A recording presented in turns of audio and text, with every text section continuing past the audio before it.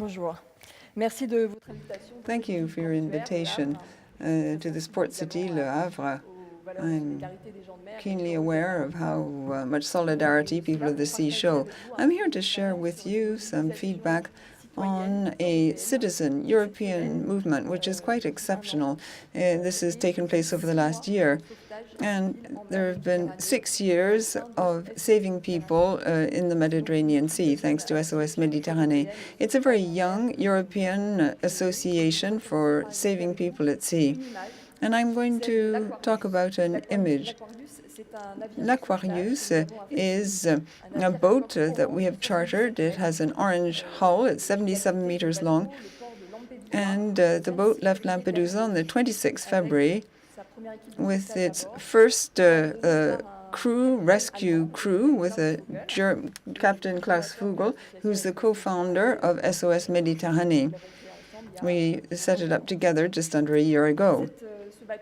This ship, this rescue ship, the Aquarius, was chartered for a first time at sea just off the Libyan coast, thanks to donations from many Europeans.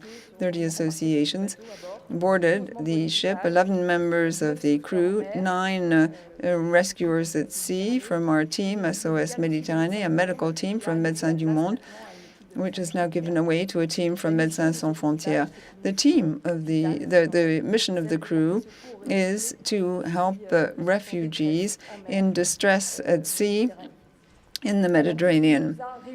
So what brought us all together? What were our convictions, beliefs? What led us to dream about this crazy challenge? People said we were mad to start with, i.e., how to set up a rescue team.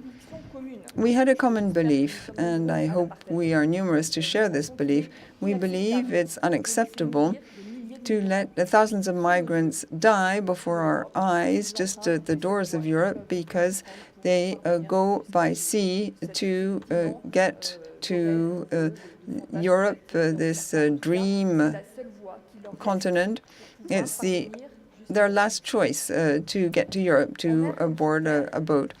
At sea, as on land, we have a duty to help, to assist people who are in danger. It's a legal responsibility. It's the basis for maritime law, of course, but it's also a legal and a moral obligation that concerns us all.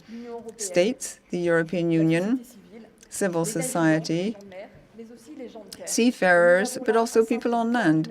It's a basic humanitarian duty. The situation at sea is very tragic. It's terrible.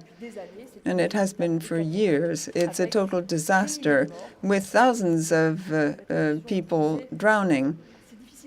Just look, it's hard to count the numbers. A lot of these people die without our knowing. A lot of boats just sink without any witnesses or survivors. And look at these horrendous figures, which show that in 2016 there were 3,171 people who died at sea, 2,700 between Italy and the North African coast, 10,000 people since 2014, 30,000 since the year 2000, and of course these figures are not complete.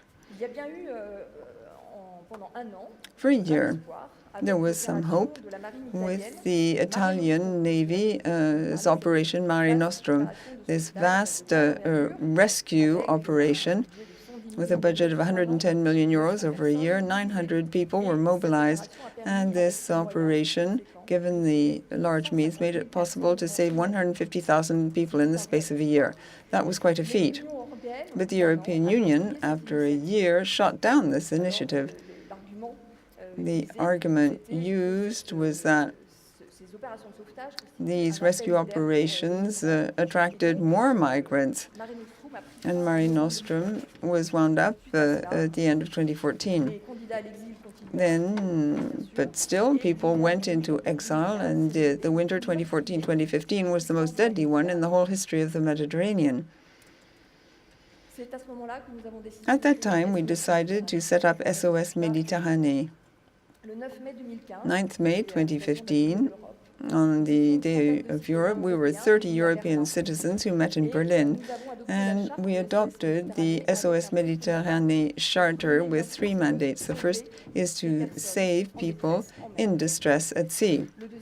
The second is to protect these people who've been rescued and give them a proper welcome, a kind welcome, showing empathy, provide them with care on board the ship, listen to them because they've experienced huge traumas. Their path into exile has been very traumatic. And our third objective is to alert the public opinion to this tragic situation in the Mediterranean Sea. To set up this project, we were just a small team of volunteers. We had certain maritime skills, plus Google's network. We used my network and my experience. We also drew on a vast European citizen movement. Our intuition was quite simple. We know full well that states and political leaders are not providing this assistance as they should. Yet we believed that other citizens felt indignant just as we did.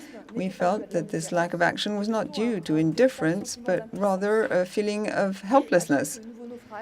Every time a new boat sunk, every time there were these shocking pictures of people drowning and dead, we saw around us fellow citizens who felt very angry, sad and shameful given this indifference and this lack of action.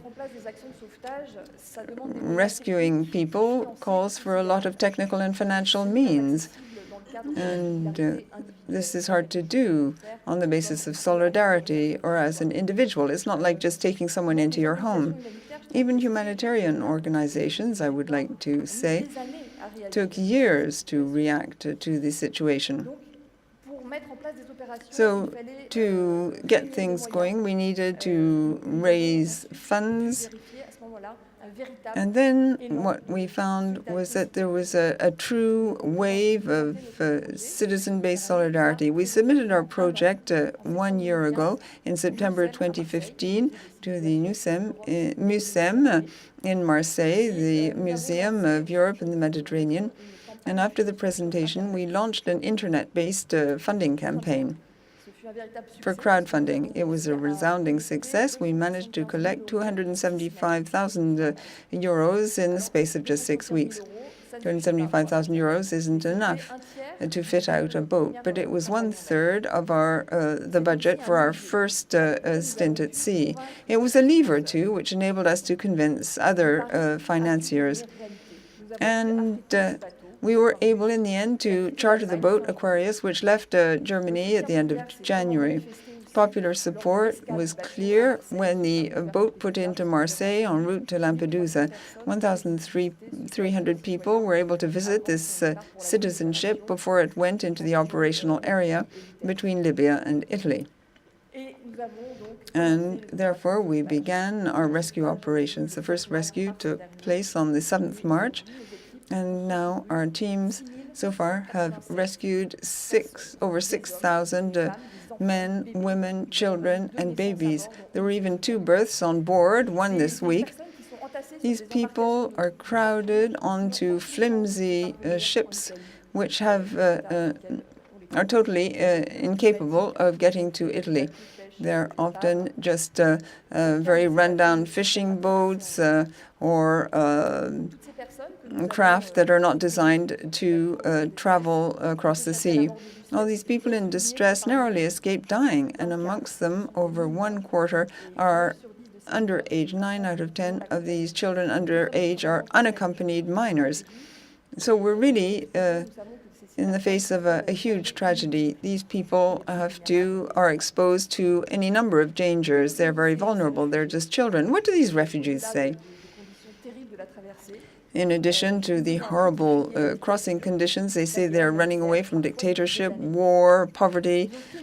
They also say that it's better to risk your life at sea instead of staying in the hell of the camps in Libya. It's a horrible trilogy. People are imprisoned in camps. They are victims of violence, mistreatment, rape. They are subject to ransom, even by phone. Ransom has to be paid to be released. So there's a real human trafficking in Libya, which is absolutely unacceptable. And these people have fled this situation. Obviously, it's not very nice, all this, but I'd like to finish on a note, a very positive note, a note of hope. This exceptional citizen-based mobilization that we were able to see in practice over the past year, which enabled us to create these rescue operations. Well, obviously, generosity mustn't just dry up because these operations are costly, but there are dozens of volunteers who are joining us. There's a lot of mobilization. People are interested in helping to raise funds, raise awareness at schools, among school children. So we are confident, and we are buoyed by this tremendous support. The good news is that European solidarity really does exist. Now, of course, political action still remains a necessity. Thank you very much.